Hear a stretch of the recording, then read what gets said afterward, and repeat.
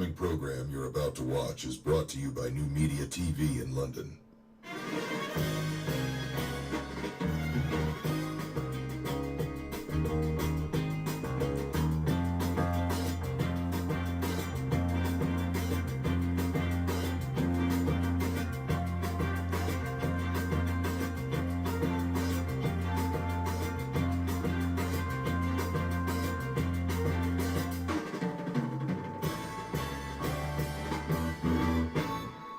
Warning, the following program may contain graphics and video images that some viewers may find upsetting or traumatizing. Some of this content could be too graphic and intense for specific individuals. Viewer discretion is advised. New Media TV, created in London and launched worldwide by Frank Bello. On our social media channels, we connect you globally with raw, unfiltered digital content. We keep things simple by nourishing your mind and uplifting your spirits. If you have enjoyed this video broadcast and our live stream so far, please remember to like, rate, follow, and subscribe to our channels on Facebook, YouTube, and Twitter. Hit the notification bell to stay updated when we post new videos or live streams. Think differently. Think beyond the headlines. Your engagement and interaction are our most significant rewards, helping us build a stronger community than ever before. Think beyond the headlines. News in its purest form. In an era when trust in mass media is declining globally, it is even more crucial to support high-quality, accurate journalism.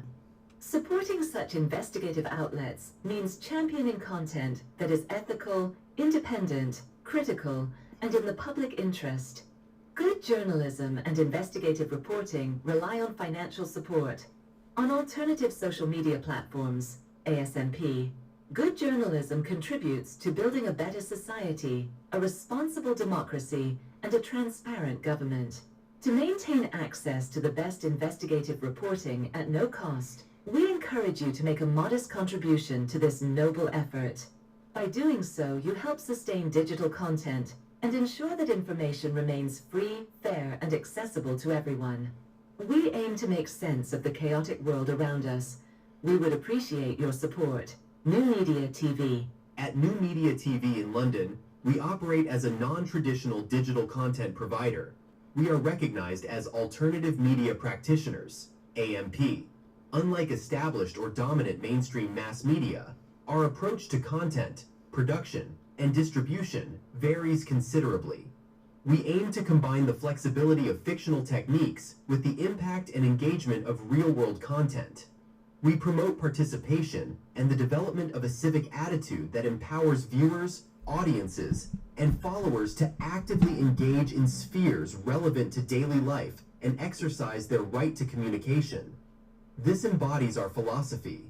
This is a special announcement regarding our rights to select royalty-free tunes for all our videos and live streams. Frank Bello and the team at New Media TV wish to clarify that they hold all legal rights to use over 700 royalty-free tunes across their videos, podcasts, and live streams, and have not infringed upon any intellectual property rights. Some other tunes used in our videos were also fully paid for through subscriptions to Movavi video editor software, Restream.io, and TuneTank royalty-free music for creators.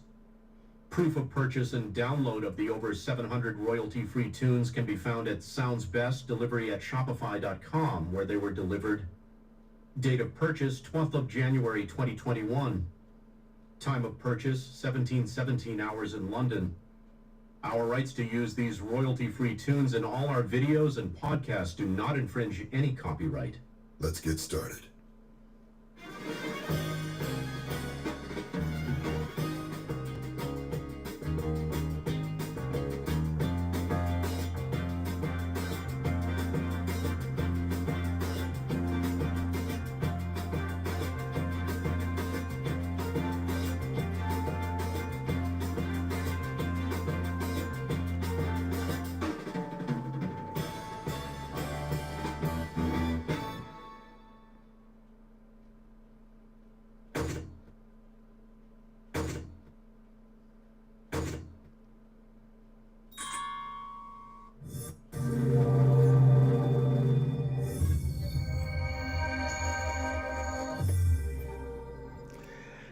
Yes, hi.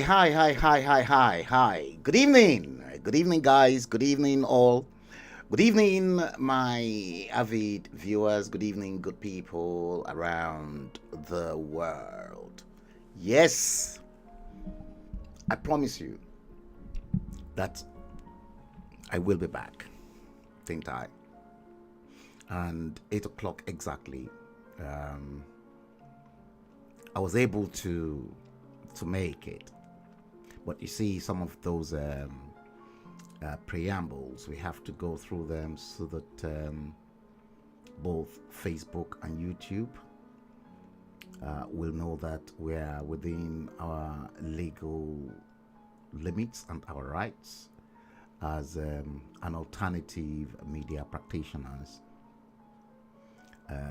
One of the alternative media practitioners in the cyberspace. Yes, we aim to combine the flexibility of the fictive technique to present a robust presentation to each and every one of you. Yes, today is Friday, the 5th day of the 9th month of September 2025, and as you can see right in front of your screen, it is 2011 precisely. 11 minutes past 8 o'clock London time. Yes, the presentation today is going to be a mixture of both English and Yoruba, because what I want to talk about to you, as I pointed out earlier on, is about the Yoruba Nation. Yes, about the Yoruba Nation. And I'm in it. Yes, Bukola Odufadini Olusonya, nice to have you back on board.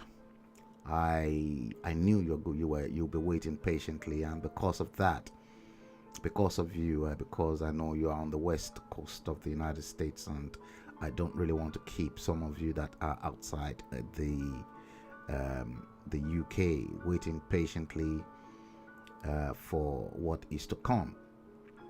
Now, if this is your first time on this channel, please don't forget to like, subscribe, follow us, and turn on the notification bell so that whenever we post a new video or live stream, you will be alerted. This is the only thing that you can do to actually help us. We are non-monetization on this platform. We don't stream and we don't make money off this, but what I do is derive pleasure.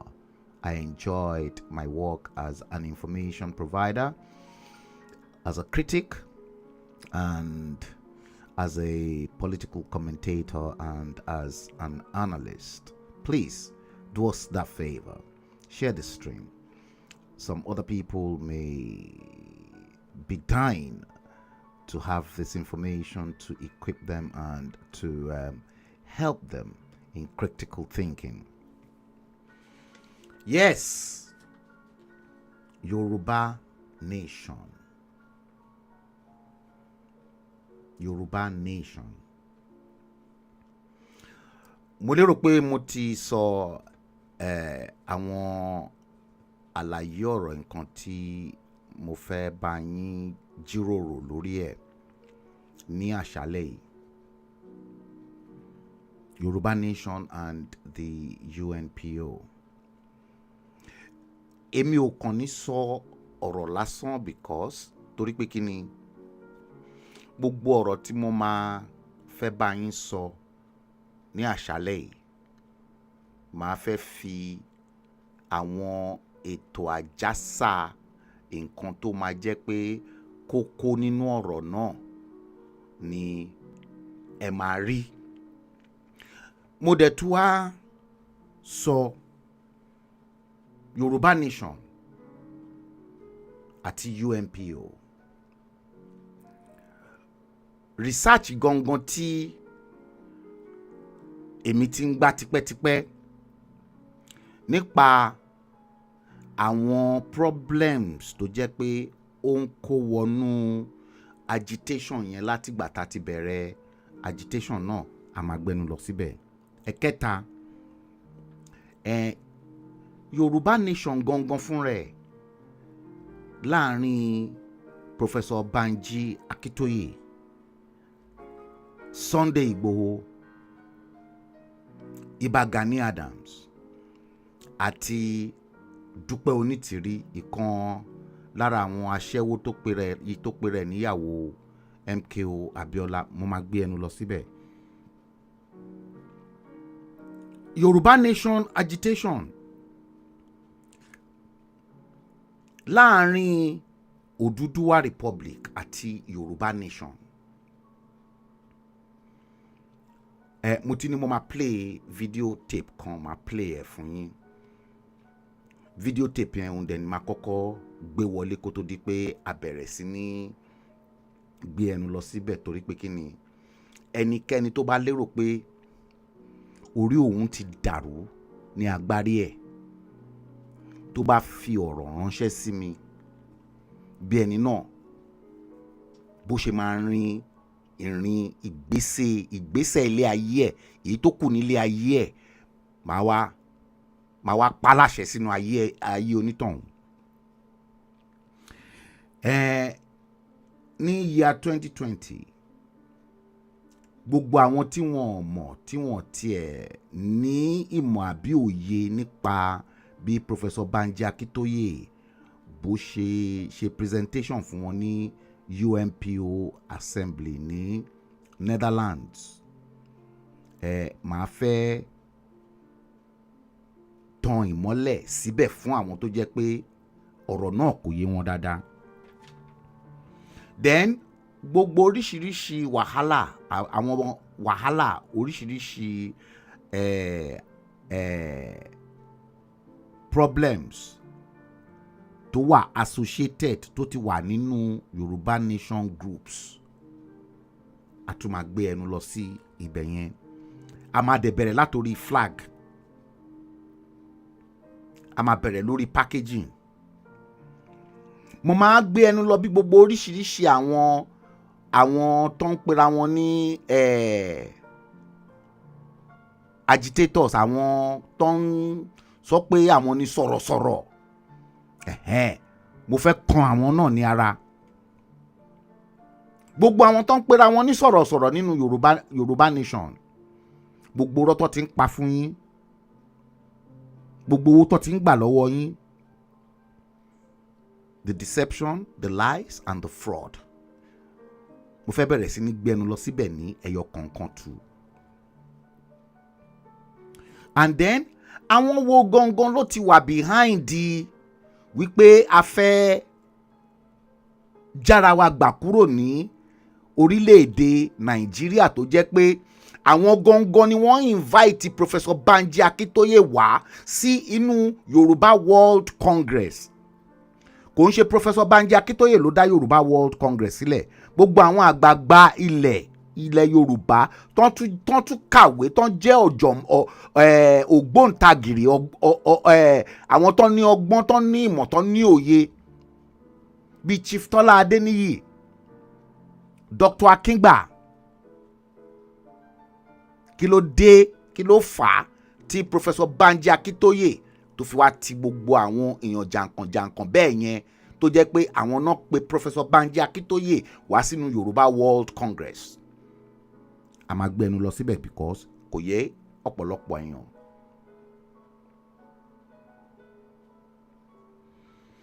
Láti Yoruba World Congress, Professor Banji Akitoye ó gbé orí lọ sọ́nà ìlànà nígbà táwọn náà ti rí Yoruba One Voice, àwọn náà gbé orí wọlé. Láti orí Yoruba One Voice, ọmọbìnrin aṣẹ́wó tó pe rẹ̀ ní Dúpẹ́ Onítìrí tó lóun bímọ tí ọmọ ẹ̀ ò pàṣẹ DNA test Kọ́lá Abíọ́lá, ìyẹn náà gborí wọlé. Nígbà tí owó Abíọ́lá ó ti seize, nígbà tí ọmọ Dúpẹ́ Onítìrí tó fẹ́ẹ̀lì DNA test, ní Dúpẹ́ Onítìrí ló gborí wọlé, nígbà tó tún jẹ́ pé kò rí owó gbà lọ́wọ́ àwọn ìjọba, because ẹ má gbàgbé Dúpẹ́ Onítìrí náà, òun náà ó ti kọ́kọ́ ó ti lọ contest fún governorship Lagos State tó ti lérò pé òun máa lo influence orúkọ MKO Abiola láti di gómìnà orílẹ̀-èdè Èkó, agbẹnu lọ síbẹ̀. And then báwo ni Yoruba Nation movement, Yoruba Nation now, báwo ló ṣe wọlé? Nínú Yoruba Nation now gan oríṣiríṣi fraud, irọ́, deception okun inú gbogbo bẹ̀. Ẹ jọ̀ọ́ ẹ̀yin tẹ́ bá mọ contact arákùnrin tó ń pè ní Àrólé Baba 1010, mo mọ̀ pé òun ló take over page Ọbalọ́lá JP, èèyàn mi tó ṣaláìsí nígbà COVID-19 ní year 2020. Ẹ jọ̀ọ́ ẹ bá mi fi fọ́nrán yìí, ẹ fi bá mi ránṣẹ́ sí, because mo fẹ́ jẹ́ kóun náà gbọ́, torí pé kí ni Ọbalọ́lá JP bóyá Àrólé Baba 1010 bóyá ó wà pẹ̀lú Ọbalọ́lá tó ń bá Ọbalọ́lá ṣiṣẹ́ o ní gbogbo time yẹn o, ṣùgbọ́n èmi ò mọ̀ láti kó tó di 2020, because before 2020 at least làwa ti bẹ̀rẹ̀ sí ní ṣe ìgbésẹ̀ bí a ṣe máa jára wa gbà kúrò ní orílẹ̀-èdè tó ń pè ní Nàìjíríà yẹn, torí pé kí ni gbogbo nǹkan tí ojú àwa yìí ti rí láti 1980, àwọn gbogbo ẹlòmíì tí wọn ò tí ì bí ngbà yẹn, wọn ò tí ì rí gbogbo nǹkan tí ojú tàwa ti rí ní gbogbo ìgbà náà. Now kí n tó bẹ̀rẹ̀ lórí agenda wa number 1, ẹ jọ̀ọ́ tẹ́ ẹ bá comment, mi ò ní rí yín o, ẹ máa interact pẹ̀lú mi, kẹ́dẹ̀ máa press like àti love button yẹn, torí pé kí ni bẹ́ẹ̀ bá ṣe ń press ẹ̀ ìyẹn ló máa jẹ́ kí Facebook àti YouTube, kí algorithm wọn kó bẹ̀rẹ̀ sí ní recommend ẹ̀ fún other people pé nǹkan kan ṣẹlẹ̀ lórí platform báyìí ó yá ẹ wá wọlé kẹ́ wá bẹ̀rẹ̀ sí ní gbọ́ nǹkan tí ẹni tó ń sọ, in as much as bó tiẹ̀ jẹ́ pé Yorùbá là ń sọ so tẹ́ bá ń comment, tẹ́ ń press like, love, tẹ́ dẹ̀ interact pẹ̀lú mi, so ìyẹn ló máa jẹ́ kí àwọn èèyàn kan wọlé kan bẹ̀rẹ̀ sí ní join wa lórí program yìí. So nǹkan tẹ́kọ̀ máa ṣe fún wa nìyẹn. Àwo fi platform wa fi pa owó, it is non-monetization, and ibi tí ọgbọ́n ìmọ̀ àti òye tó bá dẹ̀ gbé wà, ibẹ̀ ẹ̀ ní rí àwọn tó jẹ́ pé wọ́n máa wá kán wá kọ́ ọgbọ́n kán dẹ̀ mọ̀ nípa òye yẹn. Lọ́lá Ọlásùnkànmí, Isabella Oyinkanṣọ́lá Aigbókìkí, ẹ ṣé, ẹ jọ̀ọ́ ẹ bá mi share ẹ bá mi máa tẹ like àti love button yẹn, so that at least wọ́n á mọ̀ pé ọ̀rọ̀ tá à ń sọ, nǹkan tá à ń gbé kalẹ̀, nǹkan tí ó mú ọgbọ́n dání, tó lè jẹ́ pé nǹkan tí àwọn èèyàn tó máa fẹ́ gbọ́ káàkiri orílẹ̀-èdè àgbáyé ni. Kálẹ̀ jàre Isabella Oyinkanṣọ́lá, ẹ ṣeun gidi gan ní gbogbo ẹ̀yin èèyàn mi.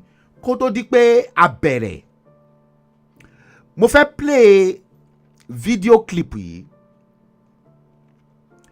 Video clip tí mo dẹ̀ fẹ́ play yìí, 2018 nígbà tí mo jó, tí mo sun pálí Nàìjíríà, tí mo sun níná 2018, inú bí mi torí pé kí ni, number 1,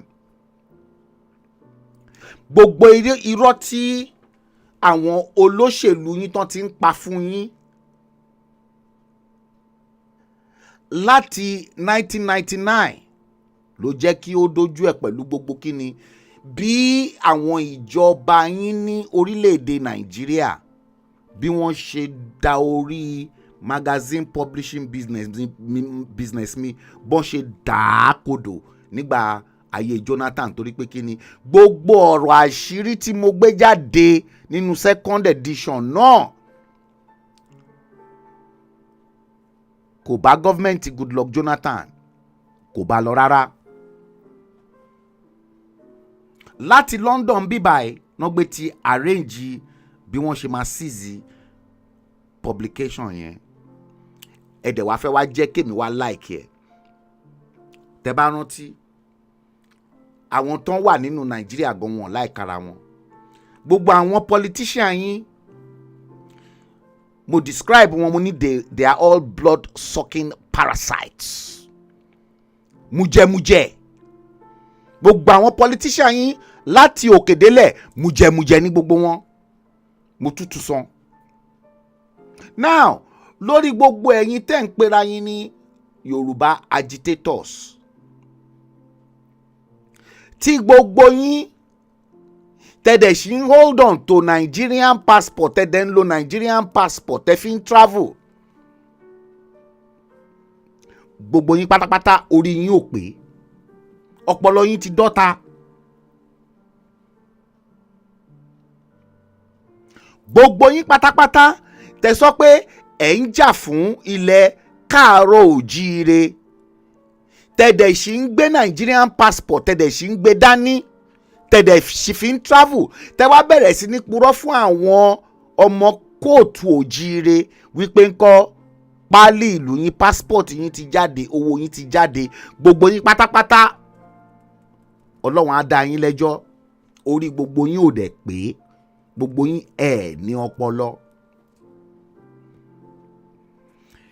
Ní 2018 mo fẹ́ jẹ́ kẹ́ wo fídíò clip yìí dáadáa lẹ́ẹ̀kan sí, mo ti máa ń show ẹ̀. Torí ẹ̀ ìwọ tó bá lérò pé wọ́n bí aláya bàbá ẹ̀ wọ́n bí ire. Jáde fún mi tán kí n wá sọ bó ṣe máa ń rìnrìn àjò ilé ayé ẹ tó kù, bó ṣe máa ń rìn, màá wá sọ fún ẹ. Gbogbo yín pátápátá tẹ́ pera yín ní agitators. Ẹ ti mú inú bí mi. Àfi kẹ́ rọra jókòó yín nílé ǹtẹ́ bá wà ní o. Èyíkì tó bá wá ta sí mi lẹ́yìn tó jẹ́ pé èmi gangan ti risk life ara mi torí ilẹ̀ Yorùbá. Màá jẹ́wọ́ fún yín pé ọmọ Àkúrẹ́ olóyè mẹ́kùn ni mí. Màá dẹ̀ jẹ́wọ́ fún yín pé ọmọ bàbá ọlọ́mọfẹ́ ni mo jẹ́. Màá jẹ́wọ́ fún yín.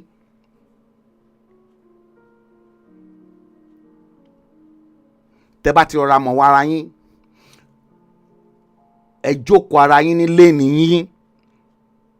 Kẹ̀dẹ̀ kó gbogbo nǹkan tí n bá ń sọ fún yín kẹ̀dẹ̀ bẹ̀rẹ̀ sí ní kó jẹ.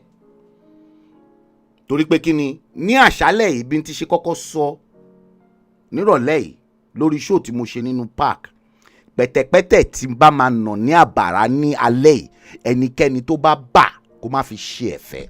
Ẹnikẹ́ni tí pẹ̀tẹ̀pẹ̀tẹ̀ náà tó bá talù kó má fi ṣe ẹ̀fẹ̀ o.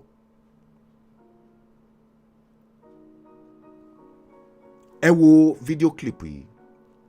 2018 nígbà tí mo jó pálí Nàìjíríà níná, and láti 2018 yẹn tí mo dẹ̀ ti jó pálí Nàìjíríà yẹn níná, mo dẹ̀ promise wọn, mo sọ pé there will be no peace. Torí pé kí ni mo set ìlú yẹn on fire. Ẹ wo fídíò clip náà tó jẹ́ pé ó dá wàhálà alẹ́, ó dá yánpọnyánrin sílẹ̀.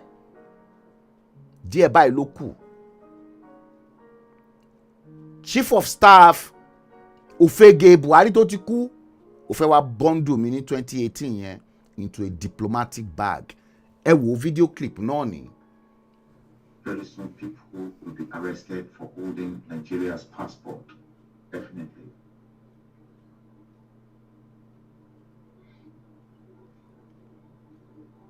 I'm not going to make this a prolonged case. So we have to really face the issue of the day, as you can see. Let me show you guys again so that you don't say I've got another passport. I'm going to cover my data because I don't want people to steal my personal data. You can see that. Okay? And the passport number is obviously there. I don't really care. You can see here. So let's do it this way. Okay? So that is the nasty piece of trash and document. And I want to tell them, I'm not interested in that shithole.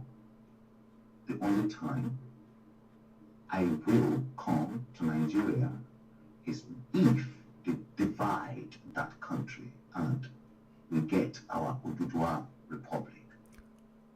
ǹjẹ́ gbọ́ bẹ́ẹ̀ yẹn? ǹjẹ́ gbọ́ nǹkan tí mo sọ bẹ́ẹ̀ yẹn?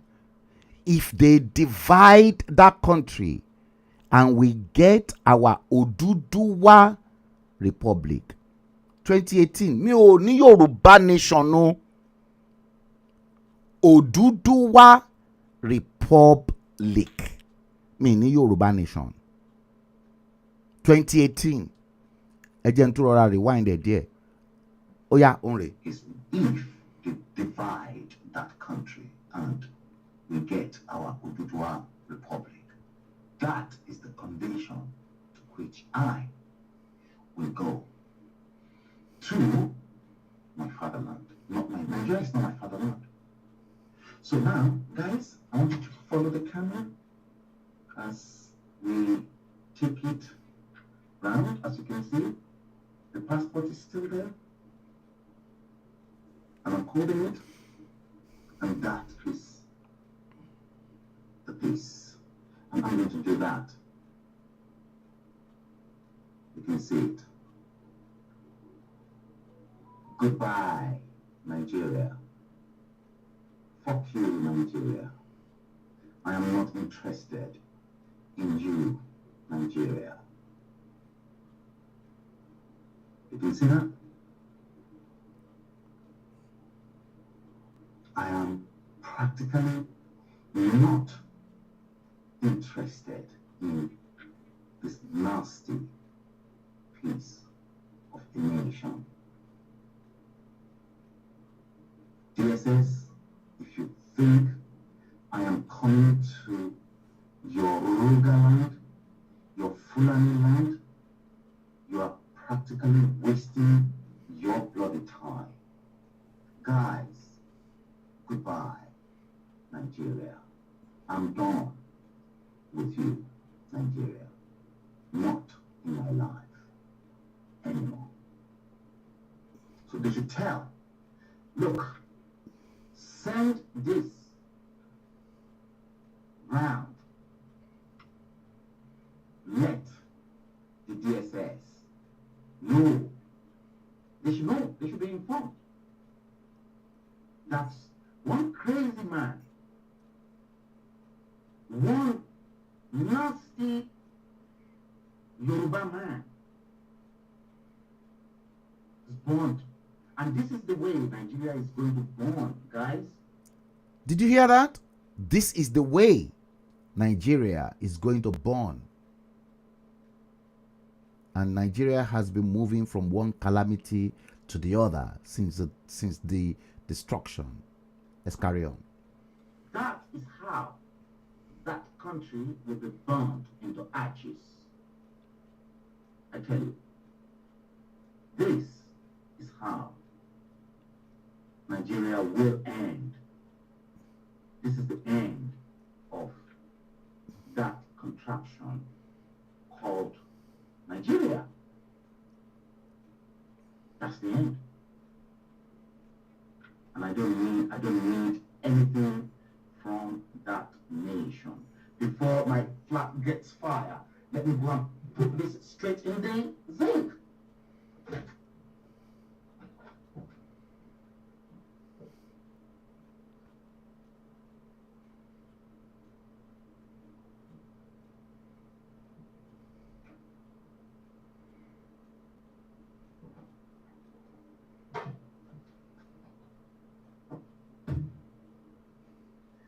That's it. Guys, goodbye. Ruga land. I'm done with you.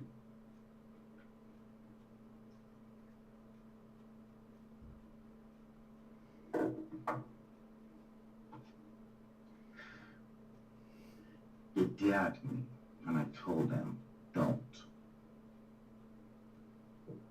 I'm not interested. See, that person that dared me, I'm going to, that's why I want to make it as short as possible, because I want to send this out ASAP to some other platform for people to see. That's it. I'm done with Nigeria. Done completely. Now, the question is, ìbéèrè tí mo sì tó ṣe kókó náà ni pé ǹjẹ́ mo ti wá padà lọ sí ìlúkìlú tó ń pè ní Nàìjíríà yẹn látìgbà tí mo ti jó pálí wọn nínú? The answer is no.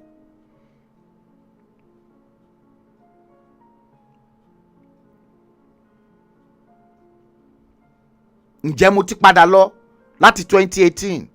The answer is no. Nàìjíríà ò ṣe nǹkan kan fún mi. Ìbànújẹ́, oró ni Nàìjíríà dá sí mi nínú.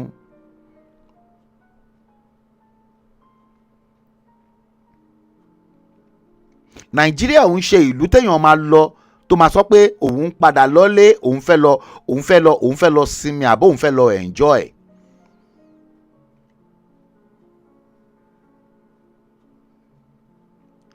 Ní lọ́wọ́lọ́wọ́ bí mo ṣe ń bá yín sọ̀rọ̀ yìí, ìlúkìlú tó ń pè ní Nàìjíríà yẹn, gbogbo àwọn tó wà ní diaspora tó jẹ́ pé wọ́n ń ṣiṣẹ́ apá wọn, àwọn gangan náà tún dẹnu kọ títí kan àwọn tó ń jó, tó ń smoke goat, tó ń ṣe gbogbo ẹ̀.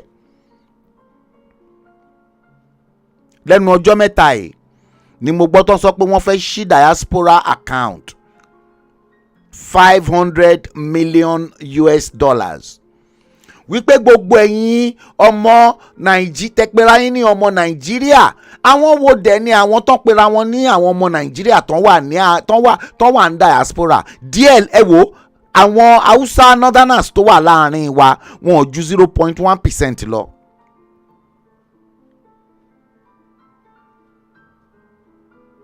Yorùbá, Igbo, Efik, Ibibio, Kalabari, gbogbo àwọn tó wá láti southern Nigeria, àwọn náà pọ̀ jù ní diaspora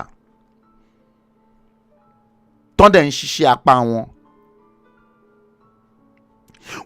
Àwọn politician yín wọ́n máa jí owó láti Nigeria, wọ́n á kó wá sí ìlú yìí, wọ́n á kó wá sí ìlú òyìnbó,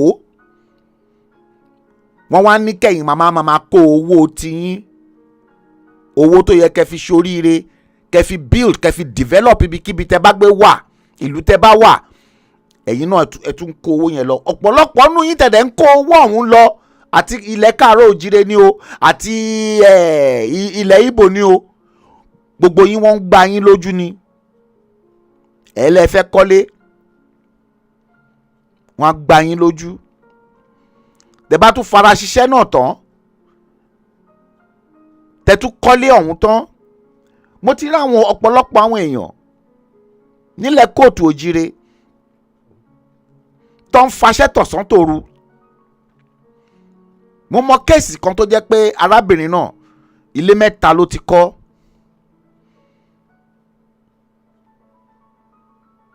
Ó kú gbẹ̀yìn sílùú yìí ni. Ilé 3 tó ti kọ́, àwọn ẹbí ẹ̀ wọ́n ń jà sórí ilé 3 tó ti kọ́ lọ́wọ́lọ́wọ́ báyìí bí ṣe ń bá yín sọ̀rọ̀. Ẹbí ló tún ń jà sí o. Ẹni dẹ̀ ti kú síbí báyìí, wọ́n ti bẹ́rẹ̀ ẹ̀ síbí báyìí.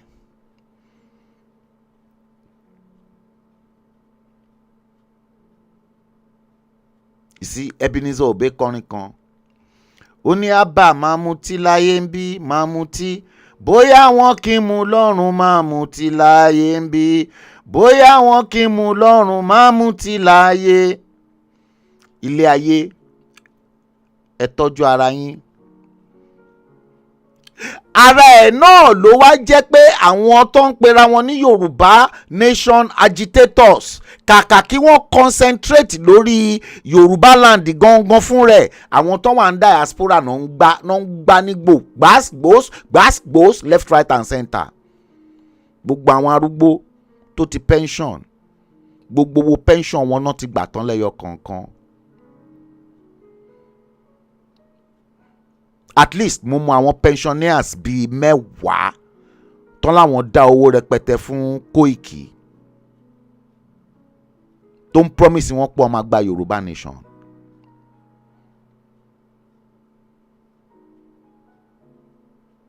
Ẹ wá bẹ̀rẹ̀ sí ní purọ́ fún gbogbo wọn, gbogbo everybody. Torí ẹ̀ 3 months down the line, lẹ́yìn ìgbà tí mo fún Adé Thomas Heritage TV mo deni mo ṣì ń fún credit because ẹni tí credit bá due sí ó yẹ kí wọ́n máa fún ní credit. Adé Thomas, Akọgun David Hamilton, Erelu Abike Ade. Èmi gangan mo tiẹ̀ fa Erelu Abike Ade wọnú Yoruba Nation gangan. Jẹ́jẹ́ ni Erelu Abike Ade ìjókòó ààrẹ. Èmi mo ní dandan ó máa láti ṣe tí mo wá regret deni. Koiki ò mọ nǹkan kan tó ń jẹ́ Yoruba Nation now. Ní wedding ọmọ àbúrò mi tá ṣe ní on the 9th of September ní Milton Keynes. Ade Thomas ló supply some of the equipment àti stuff tí wọ́n fi ṣe wedding yẹn.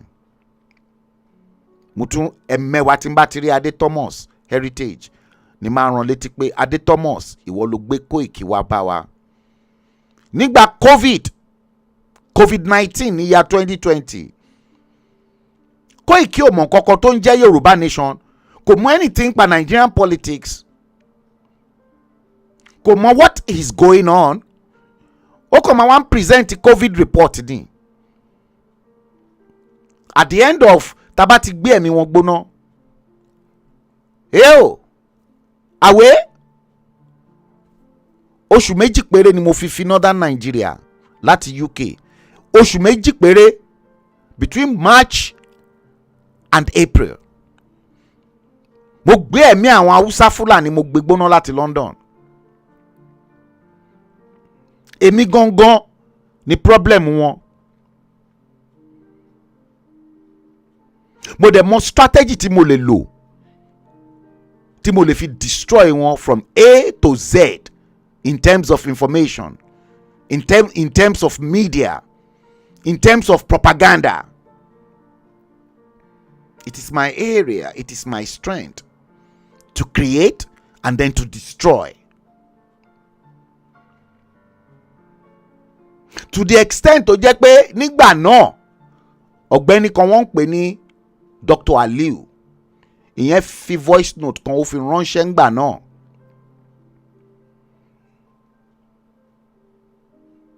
Tó ní èmi gangan ní target Northern Nigeria.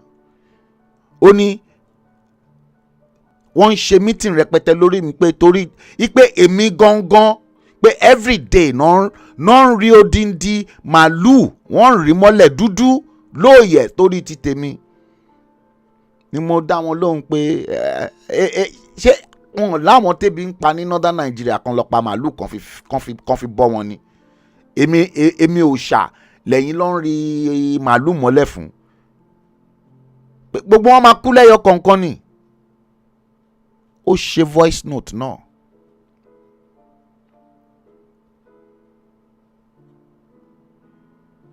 Wọ́n ní ẹ bá mi fi kíní ìránṣẹ́ sí ọ̀gbẹ́ni tó ń pè ní àrólé baba 1010. Mo fẹ́ jẹ́ kí kíní kó kan lára because mo gbọ́ program kan tí ó ṣe.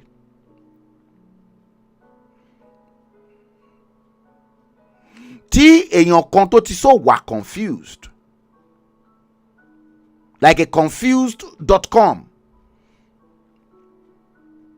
tó wá equate UNPO pẹ̀lú United Nation. Pé United Nation ti ń dá wọ́n ti ń dá sí ọ̀rọ̀ Yoruba Nation. Mo kàn mí orí mo kàn ní ẹwà àwọn tó jẹ́ pé ọpọlọ wọn ti dọ́ta.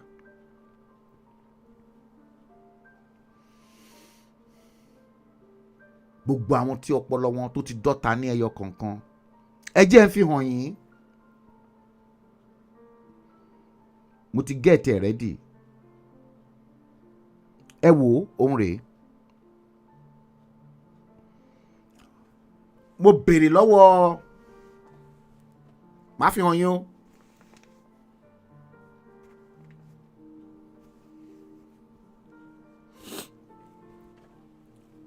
Kó bá lè yé gbogbo wọn lẹ́yọ kọ̀ọ̀kan. Mo béèrè lọ́wọ́ Google pé is UNPO an umbrella of the United Nations? Ẹ ti rí tí mo ti underline ẹ̀. Mo béèrè lọ́wọ́ Google.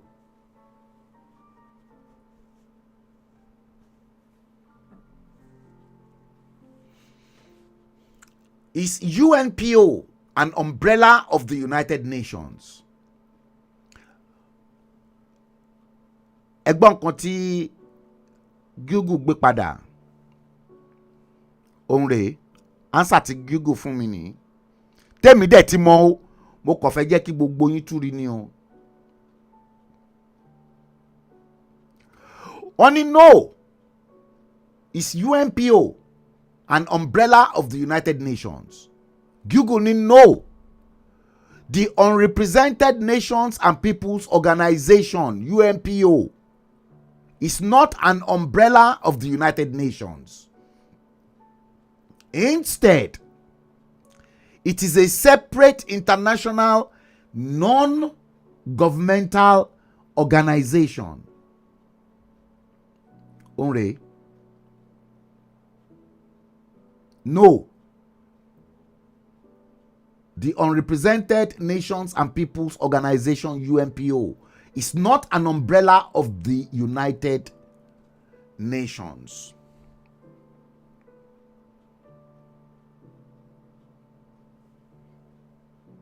Owani, instead, it is a separate international non-governmental organization that acts as a forum for peoples and groups such as in the indigenous peoples and occupied nations who are not adequately represented in principal international bodies like the UN.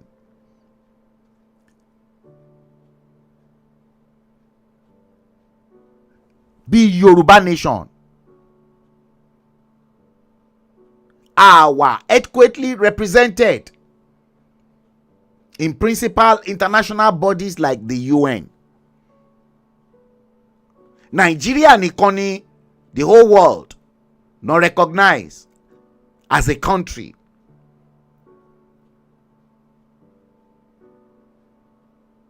Level yín ní Yoruba Nation kò tí ì dé UN level.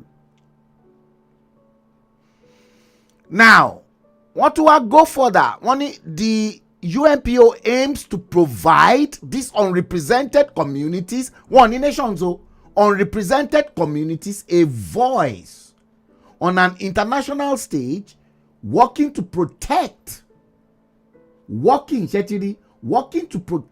their human and cultural rights and find non-violent solutions to their conflicts.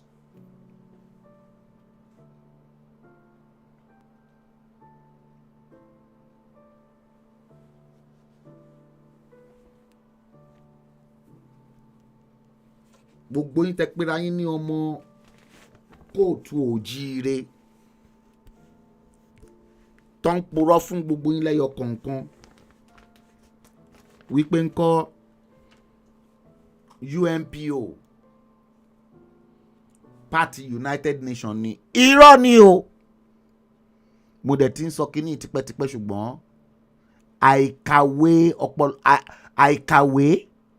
àìmọ̀wé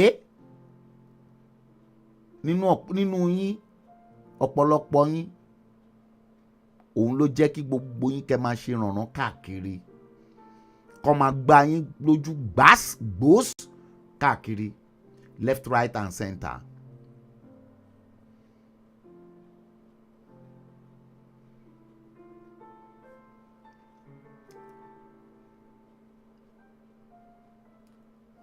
Kì máa tí ì lọ jìnnà.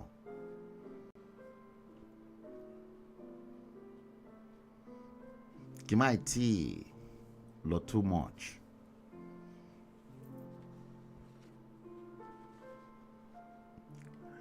We need deep research into the problems associated with Yoruba nations, Yoruba agitation. Ẹ jẹ́ n fi àwọn nǹkan kan hàn yín.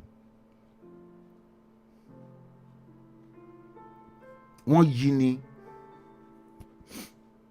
orúkọ tó yẹ kí a fi kàn fi campaign ṣe ti rí ẹ ti bẹ̀rẹ̀ campaign láti year 2020 tẹ́tí ń pariwo Yoruba Nation Yoruba Nation.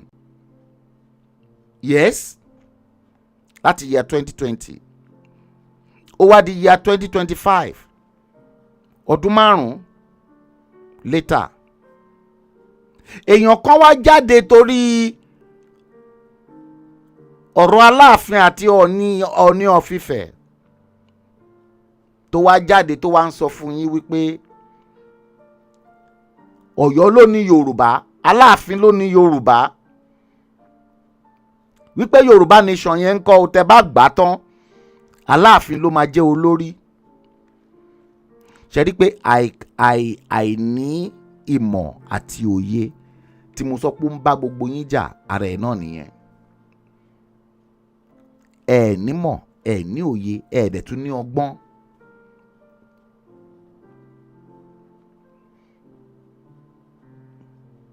Ìgbà tí mo show clip yẹn tí mo fi jó pálí ìlú orílẹ̀-èdè Nàìjíríà yẹn, ǹjẹ́ rí kí n dárúkọ Yorùbá nation? Odùduwà Republic ni mo dárúkọ, mi ò dárúkọ Yorùbá nation. Odùduwà Republic. Bí àwọn ìgbà tá wà ní Western region, ẹ wò orúkọ tó yẹ ká jẹ́ òun rè, ṣùgbọ́n many people wọ́n gbà. Odùduwà Republic of Yoruba provinces, not Yoruba nation. Ṣé rí pé kò sí nation níbẹ̀? Odùduwà Republic of Yoruba provinces.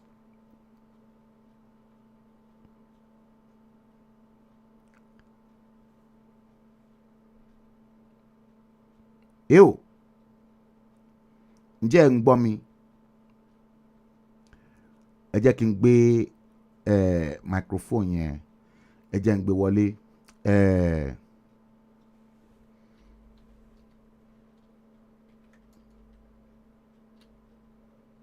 Mo ń bọ̀ o.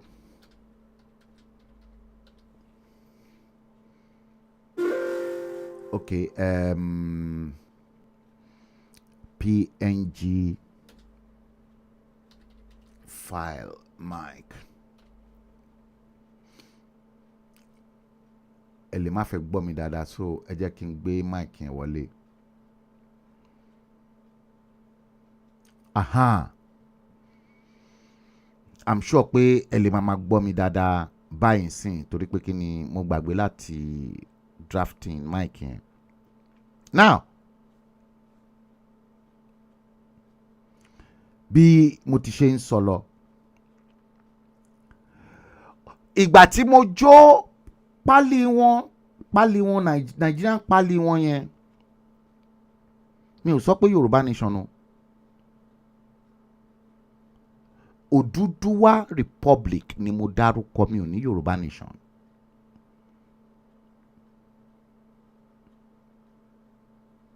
Ẹ̀dẹ̀ ti rí section ní ibi tí Yorùbá land wà láàrin orílẹ̀-èdè Nàìjíríà òun náà nìyẹn. So nísìnyí torí pé kí ni wọ́n ní àwọn Ọ̀yọ́ ló ní Yorùbá, gbogbo yín wá bẹ̀rẹ̀ sí ní gbiná ẹ sọ pé ẹ fẹ́ jẹ́ orúkọ Yorùbá yẹn mọ́ kí Ọ̀yọ́ lọ kíìpù Yorùbá yẹn.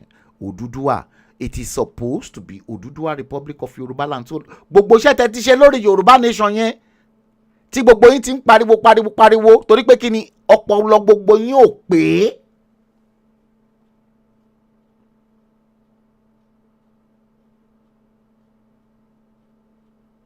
Ọpọlọ gbogbo yín ó ti jẹrà kò pé. It should have been Odùduwà Republic of Yoruba provinces. Provinces ni wọ́n ń lò nígbà yẹn, nígbà ayé Western region. not nation. Yoruba Republic, Oduduwa Republic of Yoruba Provinces. Gbogbo nǹkan tí wọ́n fi hàn èmi lójú ẹ̀mí bọ́ mi ti ṣe rí àsíá one time yẹn òun mo gbé fún yín. In fact, méjì náà fi hàn mí, blue white blue and then blue white green. Ẹ wá mọ nǹkan tó wá ṣẹlẹ̀. Nǹkan tó ṣẹlẹ̀ òun náà ni pé ibi tí ìrìn àjò yín tó ti bẹ̀rẹ̀ sí ní fọ́ká sí wẹ́wẹ́ kí n tiẹ̀ tó lọ síbẹ̀ yẹn. Okay, ẹja adébẹ̀. Ibi tí ìrìn àjò yín ti gbé fọ́ká sí wẹ́wẹ́ òun rèé. Ẹ ní flag kankan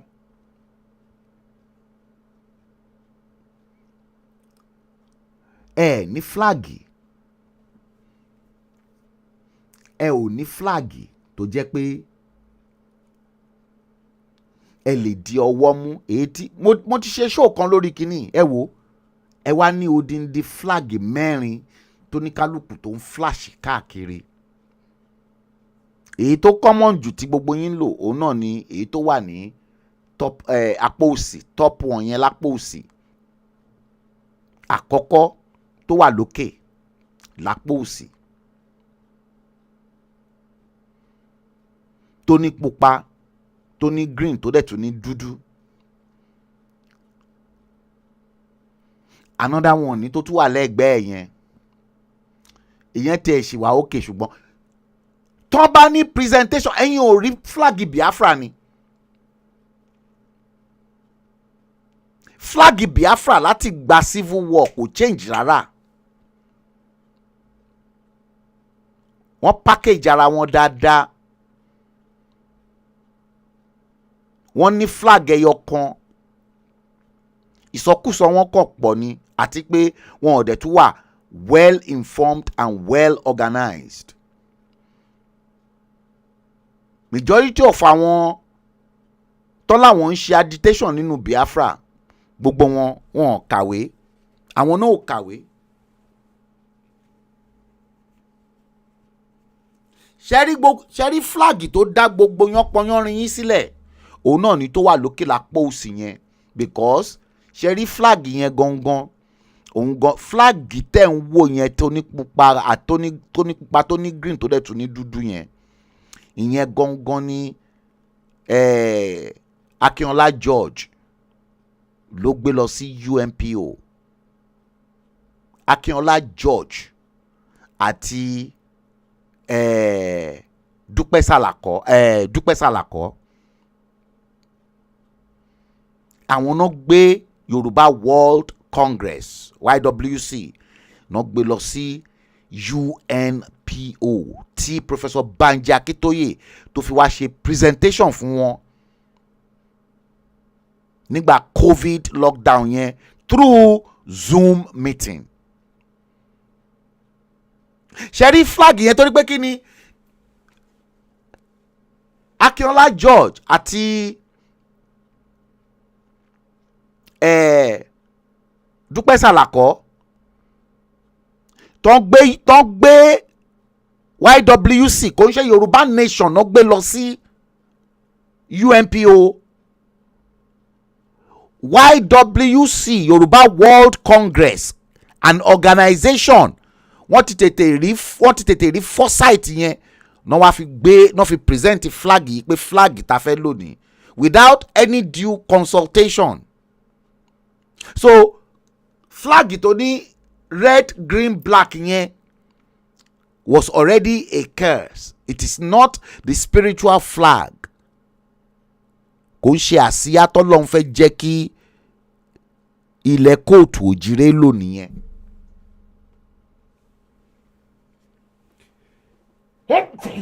Bless me. Excuse me. Flag yẹn gangan òun ló dá yánpọnyánrin yín sílẹ̀, òun ni ò jẹ́ kẹ́ rí ètò ṣe, òun ni ò jẹ́ kẹ́ rí ọ̀nà gbégbà.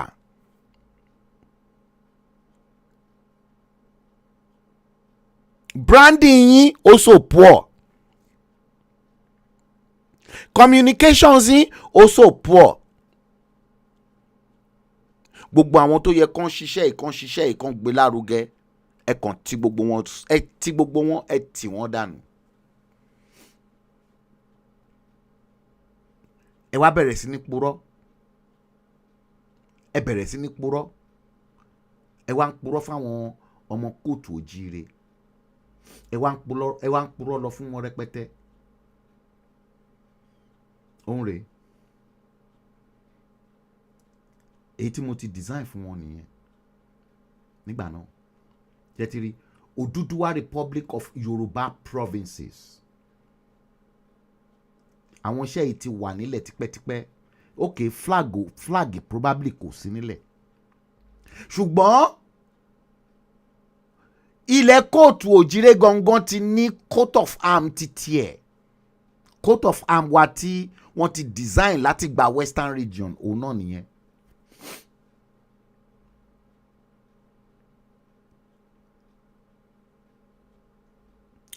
Bí ó ṣe yẹ kí àsíá Nàìjíríà bó ṣe yẹ kó rí nìyẹn. Kí wá ní ìtumọ̀ àsíá yìí? Blue yẹn ó represent coastal area, ibi tí gbogbo because orí omi ni ilẹ̀ kóòtù òjìrè jókòó sí lórí títí dé Ondo.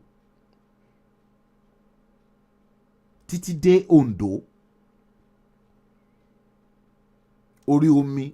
Blue yẹn ó indicate omi. White yẹn ó indicate purity, culture àti àṣà ilẹ̀ Yorùbá.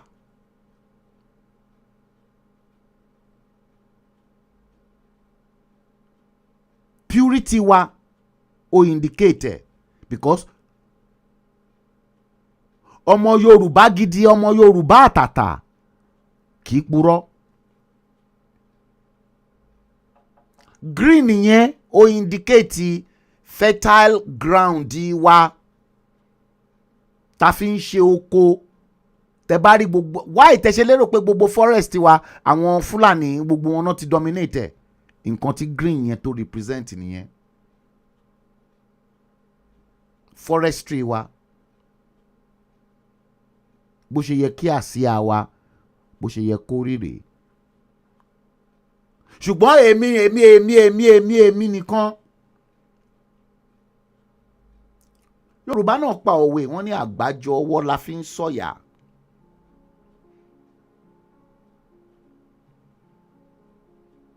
Ngbà tá Akínọlá George àti Sàlàkọ́ tíyẹn wà ní London bíbáyìí. Tán bẹ̀rẹ̀ sí ní purọ́, tán bẹ̀rẹ̀ sí ní gúnra wọn ní ọ̀bẹ lẹ́yìn. Sàlàkọ́ yẹn gún Tajudeen Rahim, ó gún lọ́bẹ lẹ́yìn. Akínọlá George ìyẹn gún Professor Anthony Killer, the main man tí Professor Banji Akíntóyè tó gbójúlé nígbà yẹn gan. Àwọn tán ti mọ bó ṣe fẹ́ tó ètò, Professor of Strategist ní Oxford. Akínọlá George ó gún lọ́bẹ lẹ́yìn ní straight away. Ó ti jáde because ó fẹ́ gba ipò secretary Yorùbá World Congress lọ́wọ́ ẹ̀.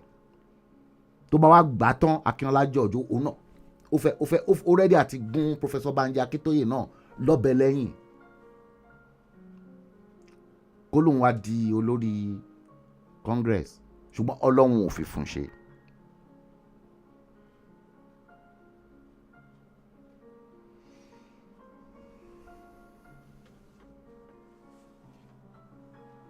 Lẹ́yìn ìgbà yẹn nígbà tí gbogbo yánpọnyánrin yẹn tó ti wá, Sunday Igboho ó ti lọ jà ní Ìgbọ̀ngàn, ó ti lé àwọn Fúlàní kúrò ní Ìgbọ̀ngàn. Wọ́n rí potentials bọ́n ṣe ní kóun náà gbórí wọlé nìyẹn, bí Sunday Igboho náà ṣe gbórí wọlé nìyẹn. Gbogbo yín ẹ fẹ́ràn mi gbà yẹn, mo ní Sunday eléyìí ò ń ṣe jà ẹ́, jókòó síbi tó gbé wà kó máa flush àwọn Fúlàní jáde.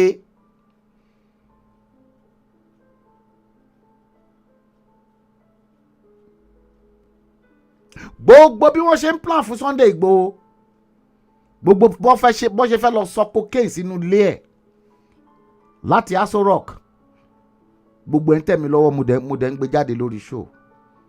Mo dẹ̀ ní Sunday, ọmọ Yorùbá ni ẹ́, nǹkan tó ń gbè lérò rẹ o. Wọ́n fẹ́ wá sọ gbaná, wọ́n fẹ́ wá sọ sínú ọgbà ẹ̀, wọ́n dẹ̀ máa wá pẹ̀lú warrant of arrest. Wọ́n ti mọ ibi tó ń sọ gbaná yẹn sí. Wọ́n fẹ́ gbé ẹ o, ṣọ́ra. Mo dẹ̀ wọ́n ẹ̀ mo ní kó jókòó kó má wá darapọ̀ mọ́ Yoruba Nation. Yoruba Nation ló ń ṣe bread and butter ẹ̀. Ó ti wà successful pẹ̀lú àwọn politician, àwọn omiṣore kábíyèsí Ládọjà tó ti di kábíyèsí nsìn. When he was governor, ó ti bá gbogbo wọn ṣiṣẹ́, ó ti make ẹ̀ jókòó kó máa enjoy ara ẹ lọ. Ilé yìí ò ń ṣe jà ẹ́. Mo dọ̀tá àwọn ọmọ Yorùbá kan.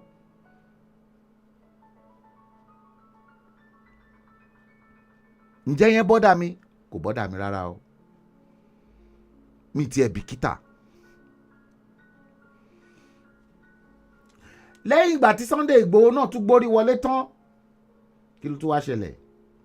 Wọ́n rí gbogbo bí àwọn diaspora, àwọn ọmọ kóòtù òjìrè bó ṣe ń dá owó left, right and center. Onítìrí náà bá tún gbórí wọlé.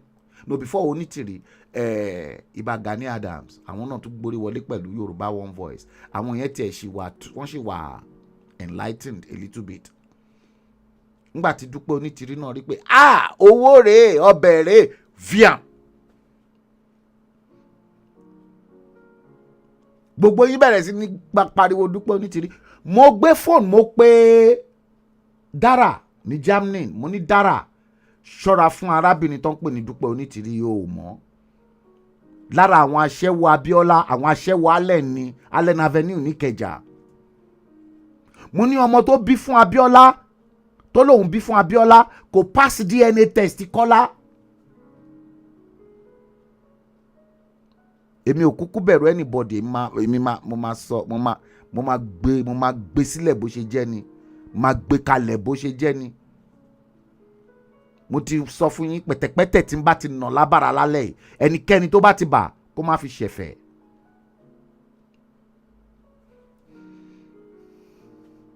Onídán Onítìrí ìyẹn náà tún gbórí wọlé. Wọ́n tún bẹ̀rẹ̀ sí ní purọ́ fún yín. Kí ló ṣẹlẹ̀? Ẹ tún bẹ̀rẹ̀ sí ní ṣépè fún un.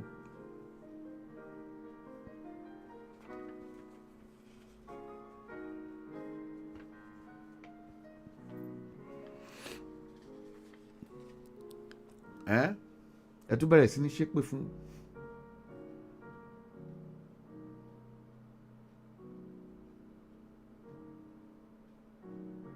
Bẹ́ẹ̀ ni, bẹ́ẹ̀ dẹ̀kẹ̀rẹ́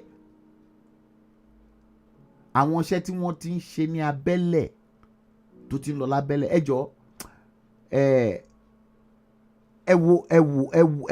ẹ wo lára irọ́ tó ń pa fún yín. Ẹ wo irọ́ tó ń pa fún yín. Ẹ wo irọ́ tó ń pa fún yín. Ẹ wo lára irọ́ tó ń pa fún yín. Wọ́n ti print Yorùbá passport. Ẹ wo ìgbà yẹn tí wọ́n ti kọ́kọ́ bẹ̀rẹ̀ sí ní gbé kínní pé wọ́n ti tẹ Yorùbá passport. Ṣé rí èyí tán láwọn tẹ̀ òun ló wà lápò òsì yẹn o. Èmi wá bọ́ sórí design workstation ti tèmi. Mo ní between mediocres and professionals. Ṣé rí èmi mo wá design ni bí proper passport bó ṣe máa rí.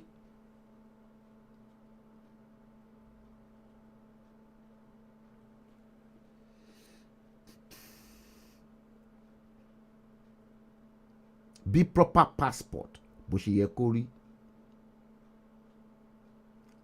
Wọ́n dẹ̀ náà ti tẹ passport. Ẹ jọ̀ọ́ ẹ bá mi béèrè lọ́wọ́ Ọláyọmí Kóìkì pé ǹjẹ́ òun gangan fún rẹ̀ ǹjẹ́ ó ti ní Yorùbá passport. Ànísìn tó ti ní wọn ò jẹ́ Yorùbá mọ́ tó ní Odùduwà. Ṣé ẹ tún máa lọ reprint another passport ni? Ọpọlọ yín ò pé. Ẹlẹ́tù ti tẹ owó, ẹlẹ́tì ń lo pálí yín. ṣé kò ń ṣe pálí Nàìjíríà àti British tó gbẹ well ó lè jẹ́ pé méjèèjì bóyá Koiki lè ní opportunity because wọn ò bí sílùú bóyá ó dẹ̀ ti gba both, bóyá ó ti naturalize rẹ̀ ó ti nationalize rẹ̀. I mean, what is the language? Yeah, ó ti nationalize rẹ̀ because wọn ò bí síbí báyìí.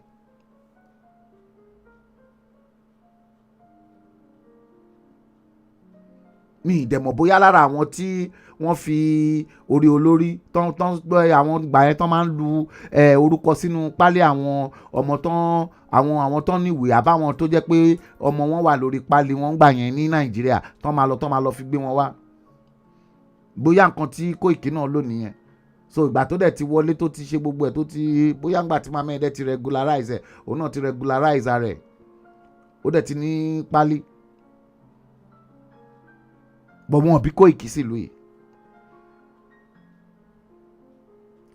Koiki ò dẹ̀ ní iota of the British accent because tó bá jẹ́ pé kékeré náà ti gbé Koiki wọ̀lú yìí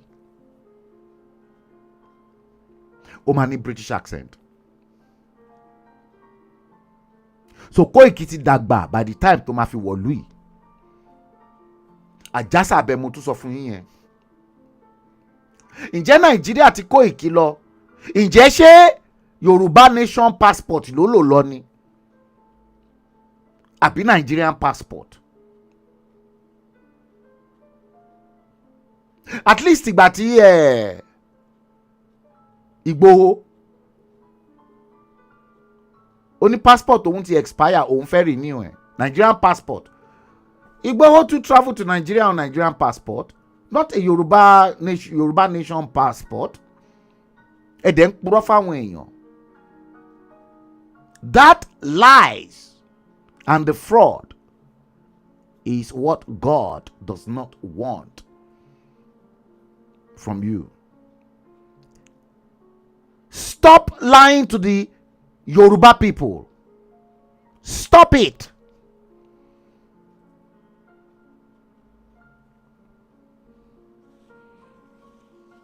Ẹ yé purọ́ fún àwọn èèyàn mọ́. Ẹ wò bàbá Awólọ́wọ̀ ní ayé ìgbà yẹn ní ìgbà tó jẹ́ Premier Western Region. Bàbá Awólọ́wọ̀ ò sọ pé Yorùbá Investment Company Limited o Oòduà Investment Company Limited ni o for the Yoruba people.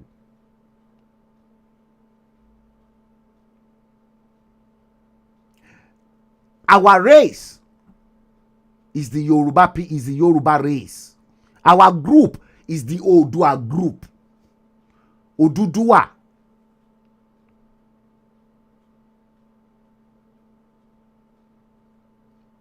Language yẹn gangan òun ni Yorùbá. But our grouping is Odùduwà.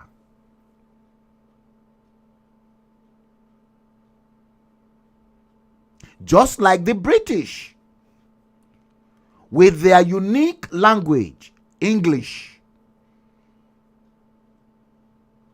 Odùduwà, Yoruba language. Ṣọ́rọ̀ mi yé yín. Ìlú kan ò lè claim pé àwọn làwọn ní Yorùbá. Ó ń rèé náà, ó ń lẹ́ ń wò yìí. Oòduà Investment Group.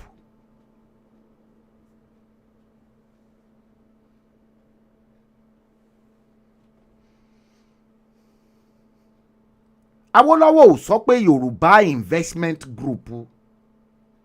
Oòduà Investment Group.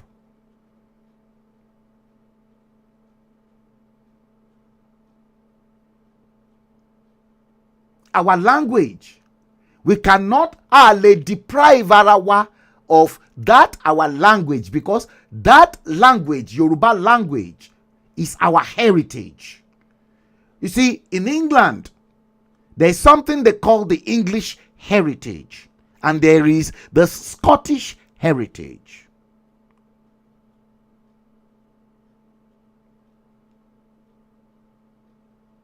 Our heritage is the Yoruba language. Our groupings in the whole world is Oduduwa.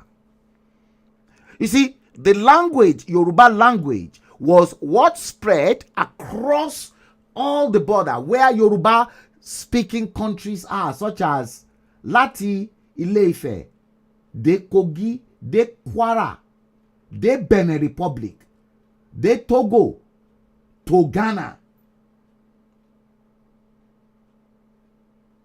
right up to Cuba, and some of those Caribbean islands. You see, from that language, guys, from that Yoruba language, our heritage, the language describes our norms and our culture, our cultural heritage. Toba ma kifa, Yoruba no ma fi kifa.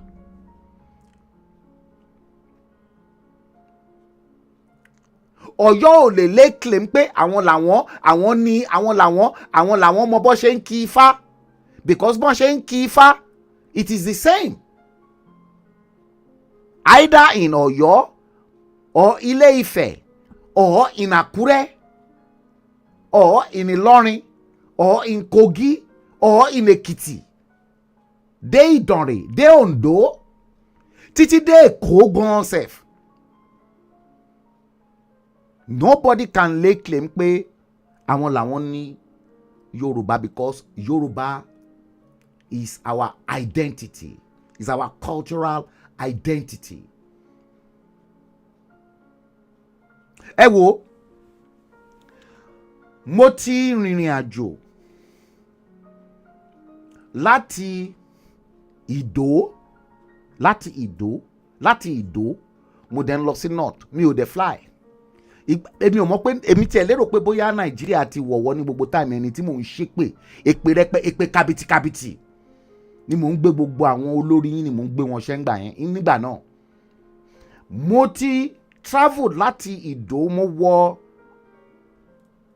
ọkọ̀ tó gbé mi láti Ìdó lọ sí north by road. Gbogbo bá dẹ̀ ṣe rìn, ta kúrò ní Ìdó, ta bọ́ sórí Lagos Ìbàdàn express road, ta wọ Ìbàdàn, ta bẹ̀rẹ̀ sí ní mú ọ̀nà Ìwó, ta mú Mọ́kúà road. Ìgbà ta máa fi dé Jẹ́bà ní Ìlọrin, ká tó gun bridge Jẹ́bà yẹn, adúró ajẹun. Gbogbo bá dẹ̀ ṣe ń rìn láti Ìdó, láti etí òkun lẹ́kọ̀ọ́, gbogbo bá ṣe ń lọ, gbogbo àwọn tá à ń bá sọ̀rọ̀ lọ́nà, gbogbo wọn náà ń gbọ́ Yorùbá. Mo dẹ̀ lè bá àwọn èèyàn sọ̀rọ̀ ní èdè bàbá mi àti ìyá mi láti Ìdó yẹn, ta fi ń lọ, ta fi dé Ìbàdàn, kò sí problem.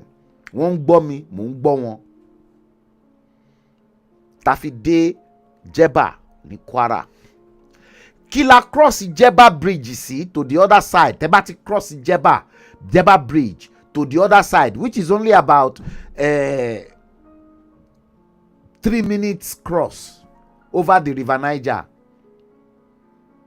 Tẹ́ bá ti cross it to the north, 30 Wọlé Hausa, everything changes. Gbogbo ẹ̀ ó change. Mo wá jókòó, mo wá gbé pen mi, mo gbé paper mi nínú ọkọ̀ yẹn bá ṣe ń travel.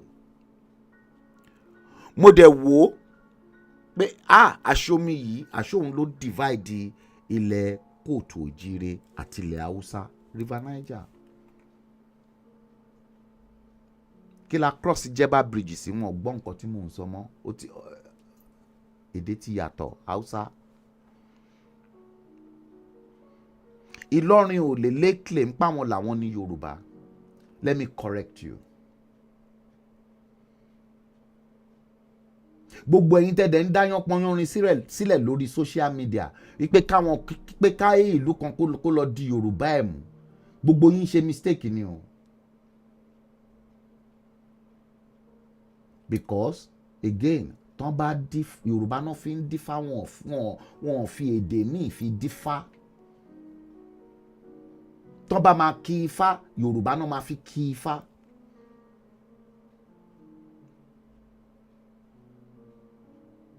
Bóyá ní Ìlọrin ni o, bóyá ní Ìbàdàn ni o, bóyá l'Ékòó ni o, bóyá l'Abẹ́òkúta ni o, bó jẹ́ Ìjẹ̀bú ni o, kò dẹ̀ sí ní gbogbo àwọn ìlú tẹ̀ ń rí káàkiri ní orílẹ̀ kóòtù òjíire, kò sí ibi tí agbára ò gbé wọlẹ̀ sí.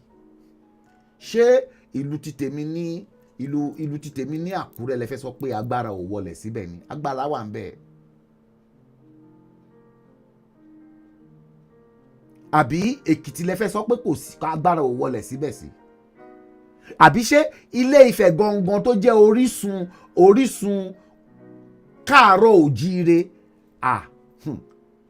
òòṣà tó wọlẹ̀ síbẹ̀ pọ̀ gan.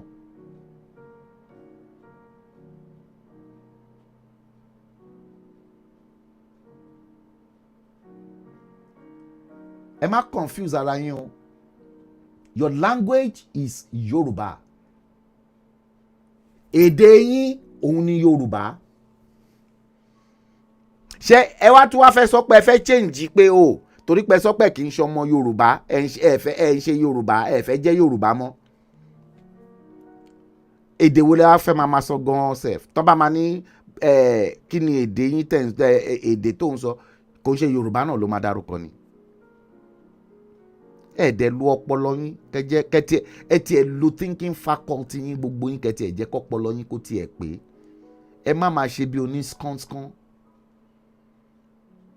Critical thinking. Ẹ ro nǹkan jinlẹ̀. Ẹ ro jinlẹ̀.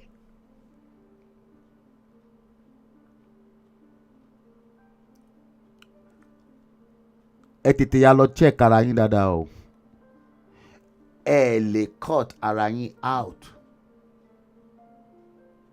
as Yoruba people. Your language describe you. An Englishman will tell you, I'm an Englishman. A Scots will tell you, I'm a Scottish man. I'm a Scot.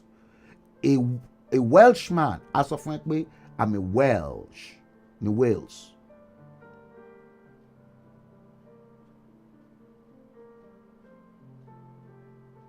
All of them, gbogbo wọn, Gẹ̀ẹ́sì ni gbogbo wọn sọ òyìnbó. Àtèkìtì,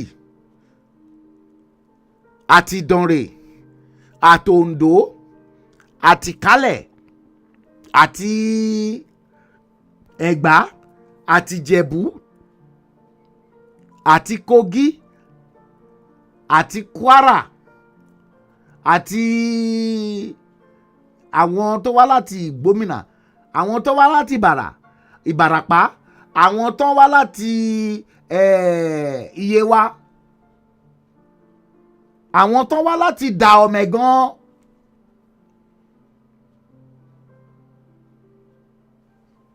Yorùbá.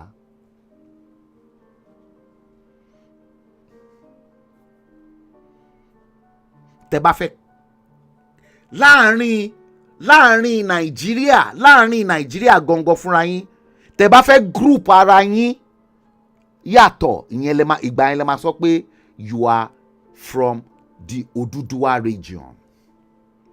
Oduduwa region yẹn o embodies everybody. Àtọ̀yọ́ àti Ìbàdàn. Why tẹ́ ṣe lérò pé Ìbàdàn? Àwọn èèyàn kan mo tún gbọ́ táwọn èèyàn kan sọ pé ibo ni capital Oduduwa Republic of Yoruba provinces máa wà. Ẹ jẹ́ n sọ fún yín, gbogbo ẹ̀ ló ti wà ńlẹ̀. Ìbàdàn. Why tó ṣe jẹ́ pé ní gbogbo ìgbà yẹn Oòduà investment group headquarters wọn Ìbàdàn ló wà. Gbogbo nǹkan tó jẹ́ pé nǹkan ní dáadáa tí Awólọ́wọ̀ ṣe fún Oòduà, ẹ̀yin ọmọ Oòduà, Ìbàdàn ni wọ́n station gbogbo ẹ̀ sí. Èyí tó máa spread káàkiri gbogbo the other provinces ó spread ẹ̀.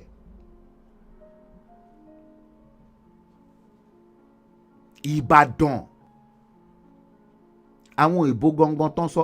Ṣé ẹ̀yin ò mọ̀ pé ńgbà tí àwọn mọ̀ pé Ìbàdàn is like the Oxford of England.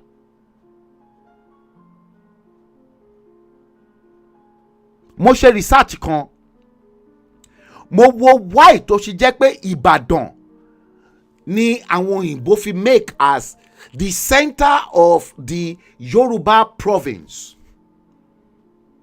Tá bá ń sọ̀rọ̀ pé a fẹ́ gba Odùduwà Republic àbí Odùduwà Republic of Yoruba provinces, let me tell you, Ìbàdàn will be the provincial capital.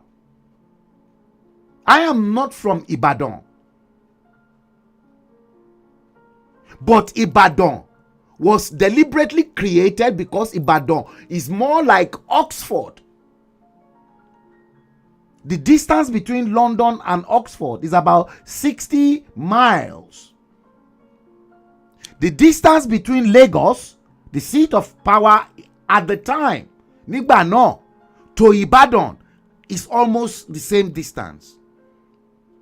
Tabanika lọ mú Òṣogbo àti lọ mú bí 80 something miles. Ó ti wà out of the radius. And Ọ̀yọ́ is the same thing. Ìbàdàn gangan, which was why University College Ibadan was the pioneering university. And education was stationed just like Oxford in Ibadan. Why tó ṣe jẹ́ pé gbogbo àwọn publishing companies wọ̀nyí, àwọn big publishing conglomerates, Evans Publishing, Macmillan's Publishing, Longmans, they were all stationed headquarters in Ibadan because it was the Oxford of Nigeria. I treated that, mo treated in the history of printing and publishing on my degree course.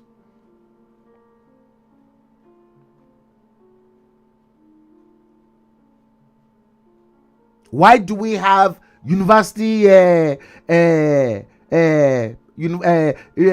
College Press, where all academic manuals and intellectual brochures were published, just like Oxford?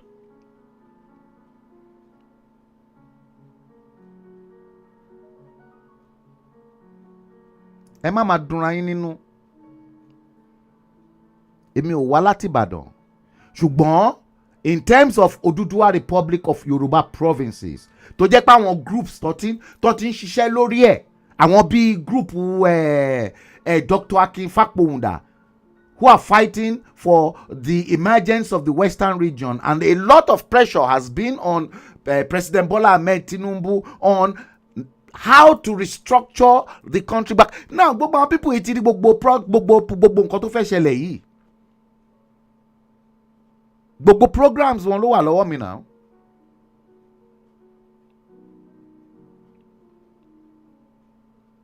Ṣebí kan tó ń pèrè ní ọmọ Lucas, ìyẹn jáde ńgbà kan tí mo ṣe show kan tó ní ibo náà fẹ́ fi àwọn sí. Ẹ̀yin wo ni?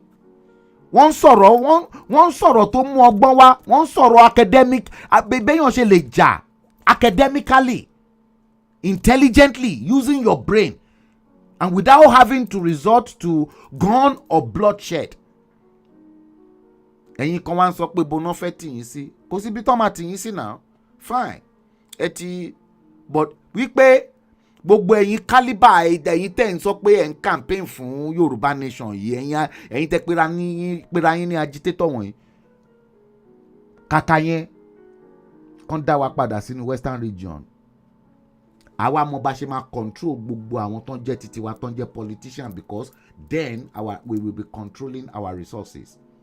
We will be controlling everything. So stop lying.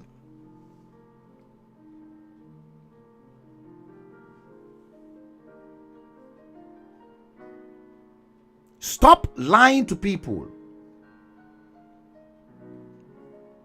Dára ní jójú wọn, good evening. Ẹ yé purọ́ fún àwọn èèyàn. Yeah, 1 hour 30 minutes. I think that is enough for a wise. Dọ́là Ọlásùnkànmí.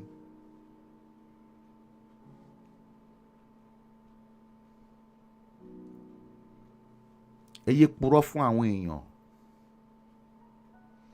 Mo ti rí ọmọ àbá níbẹ̀ yẹn. Fọlá Akíntúndé.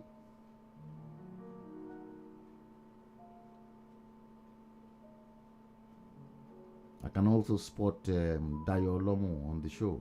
Dayo, you're welcome.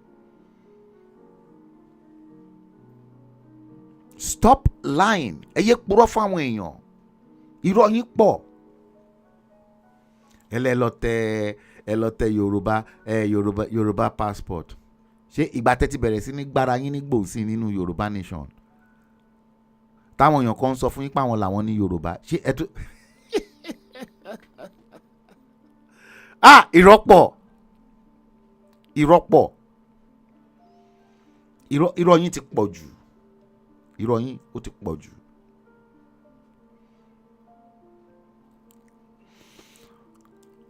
Guys, let's bring ẹ jẹ́ ká gbé stream tálẹ̀, ẹ jẹ́ ká gbé wá sí òpin. Mo lérò pé mo try.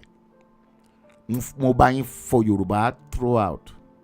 Because ṣe báwọn èèyàn kan ti pè mí wọ́n sọ pé ṣé Yorùbá ni máa yẹn ni tó máa ń sọ òyìnbó ńláńlá. Màá kàn mí rí báyìí. Ṣé ẹ̀yin ò mọ̀ pé ẹni tó máa command èdè elédè òun gangan máa láti ní command, ó máa láti ní good command èdè abínibí títí ẹ̀. Ṣé mọ̀ èèyàn kan tí mo jí sọ̀rọ̀ gan lára àwọn political leaders wa in the 80s tí mo jí sọ̀rọ̀ gan, mi ò dẹ̀ kí n ṣe fan ẹ̀, but tó bá ń sọ̀rọ̀ mo jí sọ̀rọ̀ ẹ̀. Chief Richard Akinjide San, Senior Advocate of Nigeria. Tí bàbá yẹn tó bá ń command Yorùbá fún yín, Yorùbá ẹ̀, ṣé mọ̀ pé Yorùbá ní grammar, there is Yorùbá grammar just like English grammar.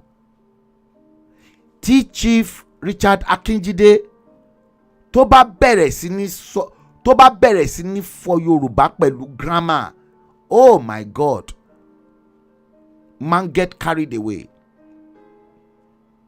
Tó bá tún wá yí ohùn padà, tó tún wá bẹ̀rẹ̀ sí ní sọ èdè Gẹ̀ẹ́sì. Ṣé mọ̀ èdè Gẹ̀ẹ́sì táwọn èèyàn kan máa ń pè ní Queen's English. Ẹ tún wá gbọ́ tí Chief Richard Akinjide á tún wá bẹ̀rẹ̀ sí ní sọ Queen's English. Èèyàn kan tí mo jí sọ̀rọ̀ gidi gan ni. MPN man ni, ṣùgbọ́n tó bá ń sọ̀rọ̀ àbí tó bá ń interview ẹ̀, mo máa ń fẹ́ gbọ́ interview ẹ̀ yẹn in the 80s during Shagari's period. Ẹ̀yin ará mi, mo dúpẹ́ lọ́wọ́ gbogbo yín lọ́pọ̀lọpọ̀ pé ẹ tún ti darapọ̀ mọ́ mi ní àṣálẹ́ yìí fún ti ètò náà tí a gbé kalẹ̀. Ẹ jọ̀ọ́ ẹ̀yin tẹ́ bá mọ àrólé bàbá 1010, mo mọ̀ pé ẹbí Ọbalọ́lá JP ni. Ẹ jọ̀ọ́ ẹ bá mi fi fọ́nrán yìí, ẹ bá mi fi ránṣẹ́ sí so kọ́rọ̀ náà kó bá lè yé gbogbo wọn dáadáa. Ẹ ṣeun gidi gan ni o. Mo dúpẹ́ lọ́pọ̀lọpọ̀ lọ́wọ́ gbogbo yín tẹ́ darapọ̀ mọ́ mi tí ẹ tún wá wo ètò ti àṣálẹ́ yìí. Ó tún di ìgbà míì. Ẹ bá mi tẹ fọ́nrán yẹn lójú aago yín ibikíbi tẹ́ bá gbé tí ń wò. So ó tún di ìgbà míì o. Èní ní Friday ọjọ́ 5 oṣù kẹsàn-án ọdún 2025. Ẹ ṣé gidi gan ni o. Thanks for tuning in and joining us on this live stream. Until next time, take good care of yourselves and have a very lovely weekend. Thanks for watching. God bless you. Good night. New Media TV. Beyond the headlines. News in its purest form. If you have enjoyed this video or any of our podcasts or live streams, don't forget to give us a thumbs up, share it, and subscribe for more content like this. We make information simple. Your experience matters to us. Liberty Media Communications. Live stream with confidence. Fewness of words. Greatness of deeds. We empower people around the world to stand up for their social or ethical principles of freedom or entitlement. That's all for now. Thanks for watching. See you in our next video or live stream.